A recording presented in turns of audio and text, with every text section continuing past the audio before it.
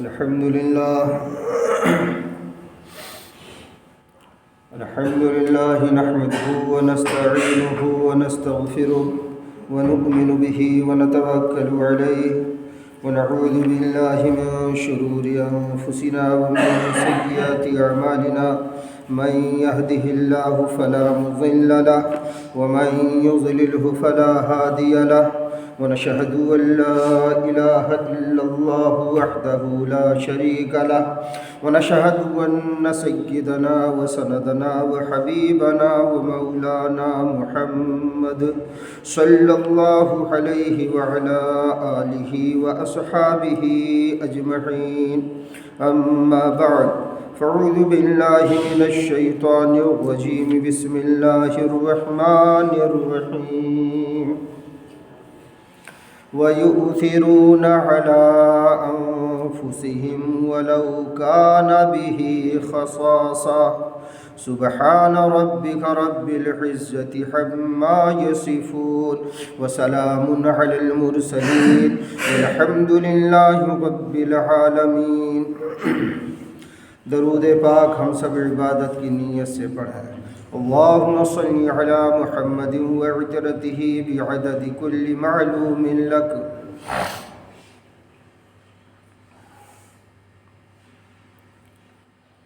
بہت سے لوگ آج کل بہت سا عنوان بتاتے ہیں کہ اس پر بیان کیا جائے، اس پر بیان کیا جائے۔ ایک صاحب کہہ رہے تھے معاشی بحران بہت ہے، روٹی روزی سے لوگ بہت پریشان ہیں، اس لیے اس پر کچھ توجہ دلائی جائے کہ معاشی بحران سے کیسے نکلا جائے۔ تو ایک دوسرے صاحب تھے، وہ کہنے لگے کہ نہیں، اخلاق کی پستی بہت ہے، لوگ بہت بدتمیز ہو گئے ہیں، اس لیے کوئی تمیز والی بات ہونی چاہیے۔ تو پھر تیسرے صاحب نے کہا نہیں، عورتوں کا بازار میں آنا بہت زیادہ ہو گیا ہے، اس لیے اس پر ہونا چاہیے۔ چوتھے صاحب نے کہا نہیں، اولادیں بہت نافرمان ہو گئی ہیں، اس لیے اس پر بیان ہونا چاہیے، وغیرہ وغیرہ، اور بہت سے مضامین جو بتائے گئے۔ یاد رکھیں ان سب کا حل صرف ایک ہے، وہ ہے اللہ سے دل لگانا، حضرت نبی پاک صلی اللہ علیہ وسلم کی تعلیمات پر عمل کرنا۔ جو ہم تعلیمات نبوی پر عمل کرتے جائیں گے، ویسے ہر بحران سے نکلتے چلے جائیں گے انشاءاللہ۔ دنیا اور آخرت دونوں جہان کی کامیابیاں ہمارا قدم چومیں گی انشاءاللہ۔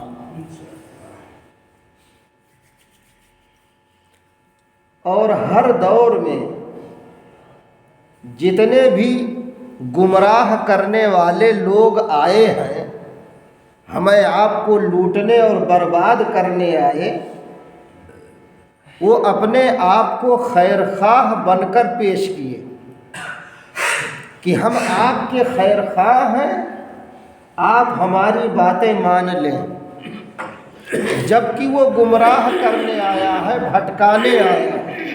آپ خود دیکھیے، قرآن شاہد ہے، انی لکما لمن الناصحین۔ حضرت آدم علیہ السلام، حضرت حوا علیہ السلام کے پاس شیطان آیا تو خیر خواہ بن کے آیا، دونوں کے پاس، اور اچھی باتیں کر کے گمراہ کر رہا تھا۔ اسی طرح آپ دیکھیے قرآن بیان کرتا حضرت یوسف علیہ السلام کے بھائیوں کے بارے میں،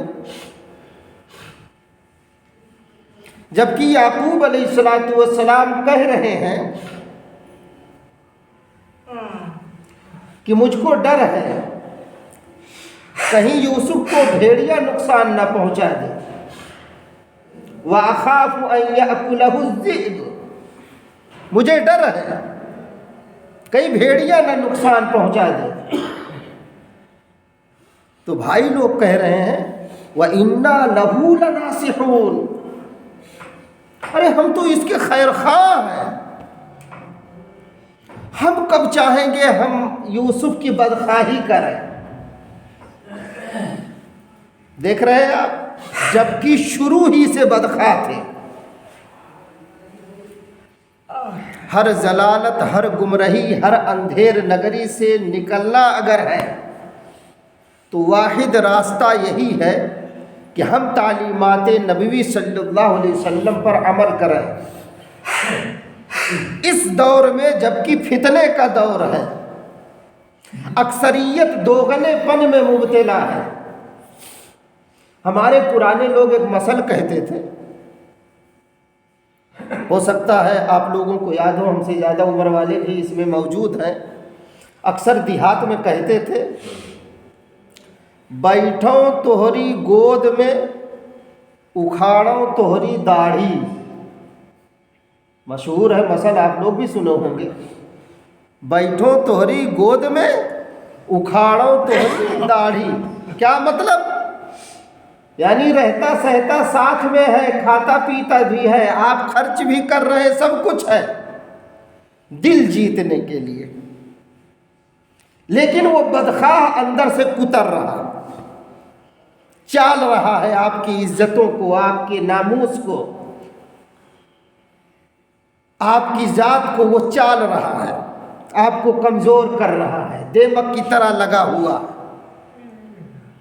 تبھی تو مدنی کریم صلی اللہ علیہ وسلم دعا مانگ رہے ہیں، اللہم انی اعوذ بک من خلیل ماکر عینا، اے اللہ میں اس دوست سے پناہ مانگتا ہوں جس کی آنکھیں مجھے تو دیکھتی ہیں لیکن اس کا دل چوری کر رہا۔ کیا کر رہا ہے؟ ارآ حسنۃ دفنہا، جب میری اچھائیوں کو دیکھتا ہے تو دفن کر دیتا ہے، وَإِرَّآ سَيِّئَةً أَذَاعَهَا، اور جب میری برائیوں کو دیکھتا ہے تو اچھالتا ہے۔ جبکہ دوست کی یہ صفت نہیں ہوتی، دوست تو برائیوں پر پردہ ڈالتا ہے، وہ اچھائیوں کو، خوبیوں کو بیان کرتا ہے۔ ایسا کیوں کرتا ہے؟ بدخواہ ہے، برا چاہتا ہے۔ اگر خیر خواہ ہوگا تو کبھی برا نہیں چاہے گا۔ آپ دیکھ رہے ہیں سورہ یوسف میں، پڑھیے اور دیکھیے، یوسف علیہ السلام کے سگے بھائی ہیں لیکن شروع سے بدخواہی میں لگے ہیں، حتیٰ کہ مشورہ کر دیا وہ قتلو، اسے قتل کر ڈالا جائے۔ سگے بھائی ہیں، ایک باپ کی اولاد ہیں، پیغمبر کی صحبت میں رہ رہے ہیں، پیغمبر کے نطفے سے ہیں، شیطان ان پر تسلط جمائے ہے اور انہیں قتل تک کا مشورہ دلا رہا ہے، مار دو، قتل کر دو۔ کیوں؟ بدخواہ ہے، برا چاہنے والا ہمیشہ۔ اچھا، اسی لیے ہمارے حضرت خواجہ کہتے تھے اگر تم سے کوئی مناسبت نہ رکھے، تمہارے پاس کوئی نہ رہنا چاہے تو اس کے اندر مناسبت پیدا کرنے کی فکر مت کرنا، اس لیے کہ بہت کم لوگ ایسی محنتوں میں کامیاب ہوتے ہیں۔ ہاں اللہ مہربان ہو جائے وہ الگ بات ہے، لیکن خود سے چاہے آدمی بدل سکتا ہے۔ اسی لیے کہا نا، خدا نے آج تک اس قوم کی حالت نہیں بدلی۔ ارے جس کو اپنی حالت بدلنے کی خود فکر نہ ہو، ہم لاکھ بیان کرتے رہیں گے، آپ سنتے رہیں گے۔ آپ ایک ڈاکٹر کے پاس جائیں، ماشاءاللہ صبح شام جائیں، ڈاکٹر اختر صاحب کے پاس، ڈاکٹر ابو الجے صاحب کے پاس، ماشاءاللہ جائیں صبح شام آپ، اور ایک بیماری نہ بتائیں،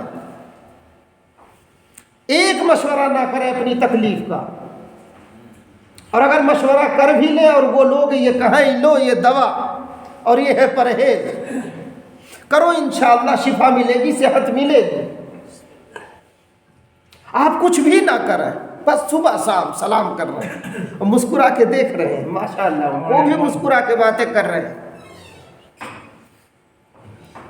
باتیں ہو رہی، سب کچھ ہے، لیکن نسخے پر عمل نہیں، تعلیم پر عمل نہیں، تو کیا خیال ہے آپ کو صحت مل جائے گی؟ یہی حالت ہم لوگوں کی ہے۔ اول تو بیماری بتا نہیں رہے ہیں جو دل دماغ میں خرافات چل رہی ہے،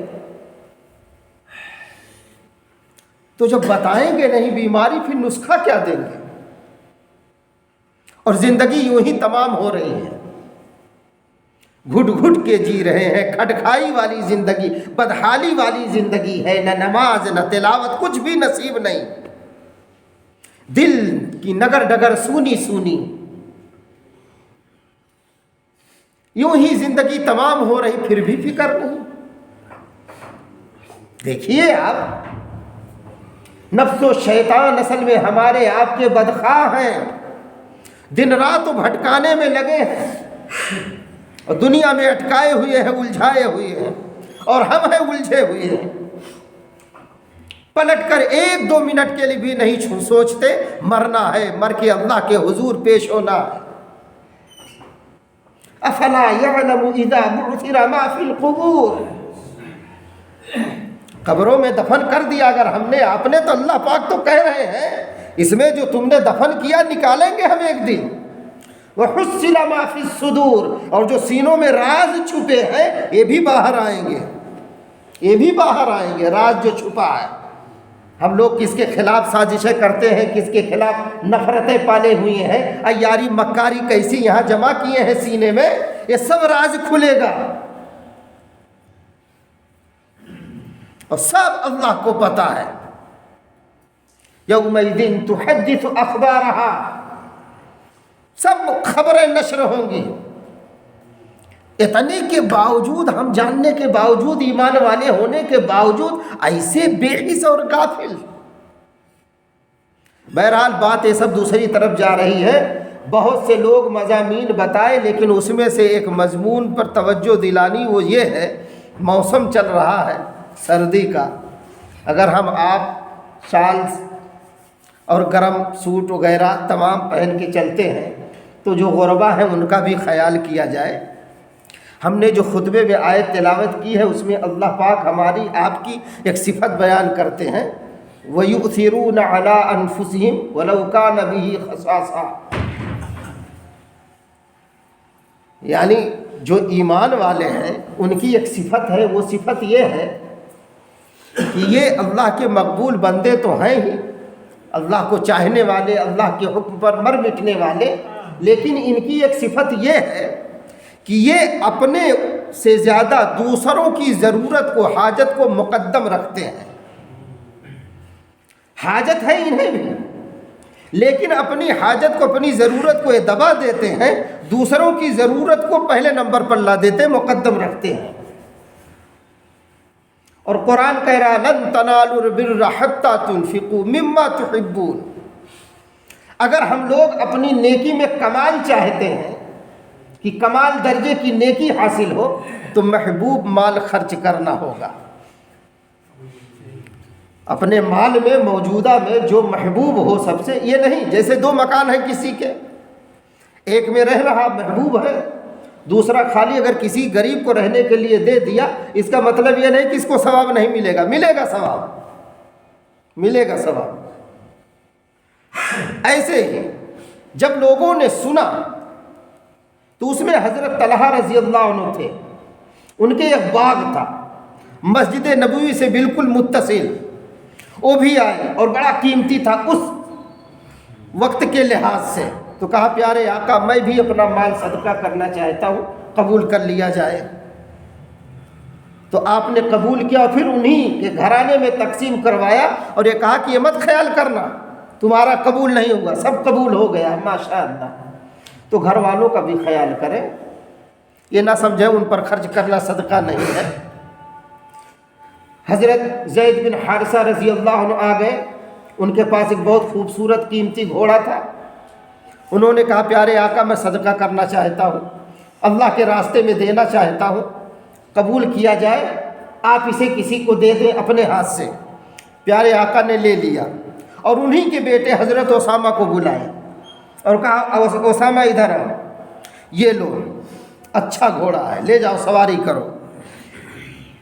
تو حضرت زید بن حارثہ بہت حیران ہو کے تکنے لگے پیارے آقا کو، یعنی گھوڑا ہم ہی دیے اور ہمارے گھر میں یہ بھیج رہے ہیں۔ تو کہا تمہارا صدقہ قبول ہے، گھر والوں پر بھی خرچ کرنا صدقہ ہے، نیکی ہے، اس لیے ہم کو آپ کو بھی خیال کرنا چاہیے، گھر میں بہت غصہ نہیں کرنا چاہیے۔ سردی کے موسم میں عام طور پہ دکان کم چلتی ہے، کاروبار تھوڑا سا مدھم ہو جاتا ہے، اس لیے اس کا لحاظ رکھے۔ گھروں میں دیکھا جاتا بہت جھگڑے آج کل ہیں اسی کو لے کے، دکان چلتی نہیں، آپ کہتی ہیں 5 کلو مٹر پھلی لیتے آنا، نیا آلو آیا ہے، یہ ہے وہ ہے، تمام ڈیمانڈ ہے آپ کی، وغیرہ وغیرہ۔ نہیں، غصہ نہ کریں۔ جب بیٹھک ہوتی ہے تو اس میں دیکھے ہوں گے آپ، طبیعتوں کی چاہتیں بڑھ جاتی ہیں، یہ پکا لو، یہ کھا لو، وہ کھا لو، اس لیے اس کا لحاظ رکھیں۔ یہ سب اس لیے بتا رہے ہیں چونکہ ہم معاشی اعتبار سے ٹھیک ہے، اگرچہ کمزور تھوڑا حالات ہیں، لیکن اخلاقیات کے اعتبار سے ہم پستی کا شکار نہ ہو، بلند حوصلہ رکھیں۔ اور یوں بھی پست ہم ہو گئے، اس لیے ہو گئے، ابھی طاقت تھی کمانے کی، گھر پہ آ کے بیٹھ گئے، بیوی کہنے لگی بیٹا تو ہو گیا جوان، اب آپ کو کیا ضرورت ہے کمانے کی، گھر رہیے، بیٹے کی شادی کر دیے، بہو آئی، وہ اب لکڑی مار رہی ہے، آپ ہی کی کمائی سے گھر چلتا ہے، دیکھیے آپ کے ابو کو کیا ضرورت تھی گھر بیٹھنے کی، آپ بھی کماتے وہ بھی کماتے تو ڈبل کمائی ہوتی نا۔ اب اتنی سمجھدار بہو لاتے ہیں ہم لوگ کہ ماشاءاللہ، وہ گھر میں ایسا تکڑ بکڑ کرتی ہے کہ پھر یہی بات جب ساس سنتی ہے تو ساس بھول جاتی ہے کہ میں ہی تو ان کو روک رکھی تھی، میں ہی تو نہیں جانے دی تھی، ان کا ہاتھ پاؤں تو میں ہی باندھی، انہیں بے سہارا میں ہی کی۔ تو یہ بھول کے پھر جھگڑنے لگتی اپنے شوہر سے، کہتی ہاں ہاں بہو صحیح کہہ رہی ہے، آپ کی بیٹھنے کی عمر تھی۔ تو اب وہ پلٹ کے وار کرتا ہے بیچارہ، کہتا ہے تم ہی تو کہہ رہی تھی، تمہارے مشورے تو میں عمل کیا۔ تو ہم لوگ ایسے بھی بے سہارا نہ بنے، اتنے بھی اپنے آپ کو کمزور نہ کر لیں کہ اولادیں ایک دم بے بس اور لاچار سمجھ کے کہ 150 200 400 خرچہ کرتے ہوئے کدھر آئے، ایسے بھی نہ ہو، اللہ محفوظ رکھے۔ اسی لیے ایک شاعر نے بہت اچھی عکاسی کی ہے کہ ہم ایک جگنو ہیں ستارہ کیوں نہیں بنتے، سہارے ڈھونڈتے ہیں خود سہارا کیوں نہیں بنتے۔ سہارا لے رہے ہیں، ارے کسی کو سہارا دینے والے تو بنے۔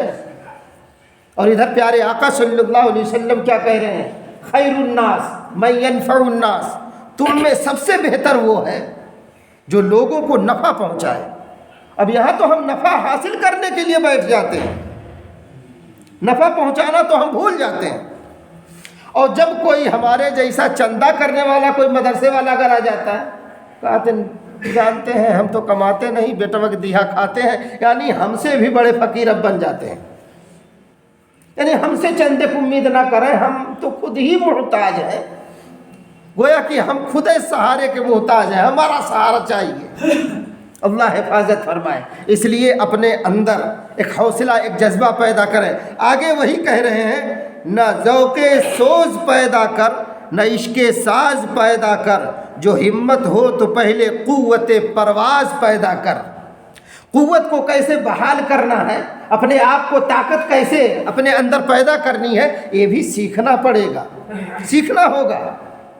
حضرت زبیر بن عوام رضی اللہ عنہ جس وقت انتقال ہوا، 5 کروڑ کچھ لاکھ دینار و درہم چھوڑ کر انتقال کیے، کہیے سبحان اللہ، محتاج نہیں رہے۔ اور جس وقت بیویوں کو، اور ورثہ تو چھوڑیے، جس وقت بیویوں کو ان کے ترکے میں سے دیا جانے لگا، تو ایک ایک بیوی کو 25 لاکھ درہم اور دینار دیے گئے، اور آری منگائی گئی، سونے کی سلیاں کاٹ کاٹ کے ورثہ میں تقسیم کی گئی۔ سبحان اللہ. کیوں؟ ایماندار تھے. کئی اولادیں تھیں, 10,000 سے زیادہ اونٹ تھے, لاکھوں کے قریب بکریاں تھیں,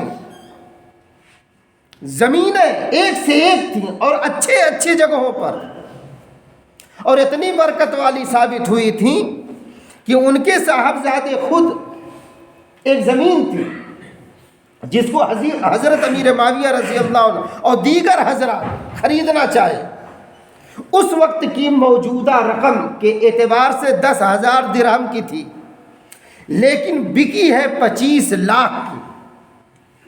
صبح میں کوئی صاحب طے کرنے آتے تو کہتے ایسا ہے میں آپ کی زمین 1.25 لاکھ میں لینا چاہتا ہوں, شام تک دیکھ لیجئے, اگر کوئی گراہک مل جائے تو مجھ سے زیادہ دے تو اس کو وہ زمین دے دیجئے گا, لیکن اتنا خیال رکھیے گا اگر وہ سامنے والا جو قیمت لگائے, جو رقم لگائے, مجھ کو بتائیے گا.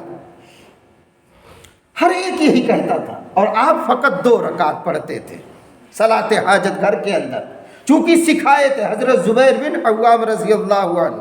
یہ عشرہ مبشرہ میں سے ہیں, وہ 10 اصحاب جن کو پیارے آقا صلی اللہ علیہ وسلم نے جنتی فرمایا تھا, اس میں سے ایک بھی ہیں.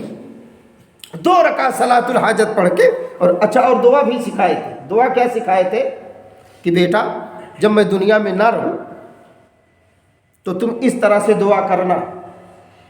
اور یہ لوگوں کی امانتیں بھی رکھتے تھے, تو جب انتقال ہونے لگا تو اپنے بیٹے سے کہنے لگے کہ دیکھو تم حج کے زمانے میں 3 سال تک, لیکن عشرہ مبشرہ ایک کتاب ہے اس میں 4 سال لکھا ہوا کہ 4 سال تک مسلسل ان کے والد یہ اپنے والد کے سلسلے میں اعلان کرتے رہے کہ میں زبیر بن عوام رضی اللہ عنہ کا بیٹا ہوں. انہوں نے کہا ہے, اکثر لوگ ان کے پاس امانتیں رکھتے تھے, اگر کسی کی امانت یا کسی کا قرضہ رہ گیا ہو تو وہ بتا دے اور آ کے مجھ سے لے لے. علماء نے اسی لیے لکھا ہے 2 حالتوں میں قرض آپ لے سکتے ہیں, تیسری حالت بھی آپ مفتیان کرام سے پوچھ لیجئے گا, جو مجھے علم ہے وہ 2. کیا ہے؟ نمبر 1, آپ قرض اتنا لیجئے اور اس وقت لیجئے جب آپ کا کہیں سے گزارا نہ ہو تو قرض لے لیجئے. قرض اتنا لیجئے کہ جتنا آپ کے پاس موجود ہے پراپرٹی, اسی اعتبار سے قرض لیجئے. یہ نہیں آپ کے پاس پراپرٹی 5 لاکھ کی ہے اور 25 لاکھ کا آپ قرض لینے چلیں گے. اور ہماری اس علاقے کی ایک بیماری ہے, جہاں ویزا آیا بس رشتہ داروں سے قرضہ مانگنا شروع کر دیتے ہیں. ارے بھائی ویزا آ گیا, ٹکٹ ہو گیا, سب کچھ ہو گیا, اب کیوں قرض مانگ رہا ہے؟ تو کہہ رہے 10 دن رہنا ہے, سوچ رہے ہیں خوب گھوم ٹہل لیں. واہ, اب گھومنے ٹہلنے کے لیے یہ 5,000 کی ضرورت ہے, 25,000 مانگ رہا, تو 25,000 ادھر قرض کر رہا ہے, ٹکٹ بھاڑا ویزا سب کے قرضے پر. اب وہاں جب پہنچ رہا ہے, ادھر کنگال تو گھر بھی ہے, ادھر اپنا بھی, بیوی ادھر سے فون مارتی ہے, قرض دار ادھر سے. اب بتائیے اس کے مزاج میں سلامتی رہ جائے گی؟ کیا زندگی جی رہے ہیں, کوئی سمجھانے والا نہیں ہم کو ہے, اکثریت ایسی. پھر اگر کمائے ہو, جمع کی, اپنے لیے اپنا خرچ کرو, کیوں پاگل ہوئے جا رہے ہو؟ وہ دیکھیے 4 سال تک متواتر, تو اتنا قرض لیجئے جتنی پراپرٹی. نمبر 1 ہو گیا. نمبر 2, آپ اس صورت میں قرض لیجئے کہ آپ کو یقین ہو کہ اگر میں مر گیا تو میرے متعلق یعنی میری اولادیں اس قرض کو ادا کر دیں گی.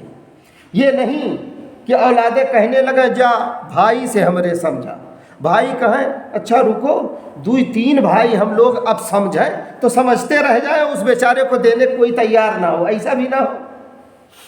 تو اگر یقین ہو کہ میرے جو متعلقین ہیں میرا قرض ادا کر دیں گے بعد مرنے کے. اور یاد رکھیں مدنی کریم صلی اللہ علیہ وسلم کے سامنے اگر کوئی جنازہ آتا تھا تو آپ پوچھتے تھے اس پر کوئی قرض ہے؟ اگر صحابہ کہتے تھے ہاں ہے تو آپ جنازہ نہیں پڑھتے تھے. ہاں اگر کوئی تیار ہو جاتا تھا کہ اس کا قرض کون ادا کرے گا ذمہ داری, تو پھر آپ پڑھتے تھے, نہیں کہتے تھے صحابہ سے پڑھ لو. یہ اس وقت اس زمانے کی بات ہے جب فتوحات اسلامیہ نہیں ہوا کرتی تھی, آپ کے پاس بہت کم رقم آیا جایا کرتی تھی اس وقت، لیکن جب فتوحات ہونے لگی، مال غنیمت آنے لگا، آپ کے پاس رہنے لگا، تب آپ نے اعلان تبدیل کیا۔ کیا کہا؟ اب اگر کسی کے پاس قرض ہوتا تھا تو اس طرح ادا کراتے تھے۔ بہرحال قرض بری چیز ہے۔ کیوں بری چیز ہے؟ کہ قرض دار کا ہمارے آپ کے نبی صلی اللہ علیہ وسلم جنازہ نہیں پڑھتے تھے۔ اور یاد رکھیں، ان النفس، حدیث پاک میں ہے کہ اس آدمی کی جان اٹکی رہتی ہے، کون؟ جو قرض دار ہے، اسی قرض میں معلق رہتی ہے، معلقۃ، اس میں معلق رہتی ہے۔ اب آپ سوچئے قرض کتنی بری بلا ہے، اور ہم میں اکثریت اسی میں پڑی ہے۔ آپ اسی لیے دعا جو سکھائے قرض سے ادائیگی کی۔ اچھا اور یہ بھی ہے، کہت نے کھپتب دے ہو، ارے بھائی تمہارا تو ٹکٹ اگلے مہینے میں ہوا ہے، اتنا بڑا دھوکہ۔ اب وہ سوچنے میں لگ گیا کہ موری تو عورتیہ بتائی رہی ہے کہ یہ تو جائے والا ہے باہر، یہ تو سچرا جھوٹ صاف ہے بولت ہے۔ تو جب اس کا دیکھتا ہے منہ گرتے ہوئے تو سمجھ جاتا ہے کہ لگتا ہے دے والا نہ ہے کا۔ تو کہا تھا ارے ذرا میری طرف دیکھو، نہ مت کہنا، بہت امید لے کے کہہ رہا ہوں، دیکھ رہے ہیں دھوکے باز کو۔ وہی کہا نا، جو گمراہ کرنے ہم کو آپ کو آتا، پہلے خیر خواہی جتاتا، ہم میں تو نہ دے گا۔ ارے پھوکٹ میں مانگی تھا قرضہ، مانگی تھا قرضہ، آسان سمجھ رہے۔ قرض ایک ایسا قفس ہے، قرض ایک ایسا قفس ہے جو اس میں ایک دفعہ داخل ہو جاتا اور جلدی نہیں نکل پاتا، بہت بری بلا ہے، بہت مجبوری میں قرض لینا ہے۔ تبھی آپ دعا سکھاتے کیا؟ اللہم انی اعوذ بک من الہم والحزن۔ حزن کہتے ہیں اندر کے غم کو، اندر کے ٹینشن کو، اور ہم کہتے باہر کے ٹینشن کو۔ یہ اندر اور باہر دونوں طرح سے ٹینشن پیدا کرتا ہے قرض بہت بری بلا ہے، اس سے پناہ مانگنی چاہیے۔ اللہ پاک ہم سب کو بچائے اور صحیح سمجھ دے، پرسکون زندگی گزارنے کی ہم سب کو توفیق دے، اور سمجھ کر زندگی گزارے۔ یہ بدحواسی جب ایک مرتبہ چھا جاتی ہے اور زندگی جب الجھ جاتی ہے تو جلدی سلجھتی نہیں ہے۔ یہ حضرات مدنی کریم صلی اللہ علیہ وسلم سے زندگی جینے کا سلیقہ، رنگ ڈھنگ سیکھے ہوئے تھے، اس لیے سارے صحابہ کی زندگیاں باوجود وہ غربت کے مارے تھے، تنگ دستی تھی، لیکن الحمدللہ دلی اعتبار سے وہ خوشحال تھے، بدحال نہیں تھے۔ حضرت عمر رضی اللہ عنہ کہتے ہیں اگر ہم میں سے کسی کو پتہ چلتا تھا فلاں نے فلاں کو قرض دیا ہے تو ہم اس کو بخیل سمجھتے تھے۔ او بھائی، فلاں بھائی کو ضرورت تھی، تم نے قرض دیا ہے، یار تم تو بھائی ہو نا۔